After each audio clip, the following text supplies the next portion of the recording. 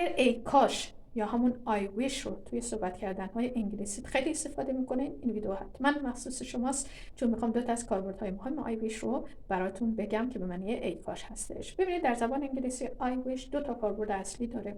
یکی برای بیان حسرت و افسوس هستش، یعنی شما یک چیز رو ندارین یا این موقعیتی نیست، میگه ای کاش بود. خب حالا برای درست کردن این اول اون جمله اصلی رو میگی، یعنی اون چیزی که نداری رو میگی. مثلا I don't have a car، من ماشین ندارم. خب حالا ای کاش من یکی داشتم. اون جمله که ای کاش رو توش میاری باید یه زمان بره عقب‌تر از جمله اصلی، چون اینجا من جمله‌ای که گفتم زمان حال ساده بود I don't have a car، یه زمان بره عقب میشه زمان گذشته ساده. اوکی، پس میشه چی؟ I wish، ای کاش I had a car، I had one، ای کاش من یکی داشتم. خب این کاربرد اولش بود. کاربرد دوم I wish برای بیان چیه؟ نارضایتی و گله و شکایت از یک چیزی که داره اتفاق میفته یا قبلا اتفاق افتاده. یعنی یک نارضایتی در زمان حال.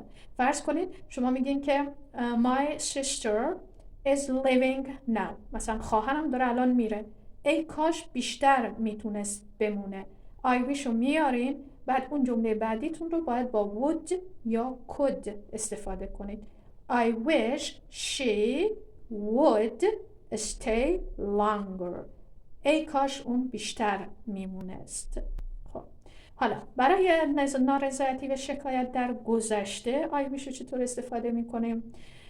جمله‌مون رو میگیم، مثلا میگیم she spent a lot of money، اون پول زیادی رو خرج کرده. خب ای کاش اینقدر پول خرج نکرده بود. اون جمله‌ای که I wish رو میخواید توش بیاری باید بره به زمان ماضی بعید. اوکی، I wish she hadn't spent، had بله به شکل سوم میشه ماضی بعید.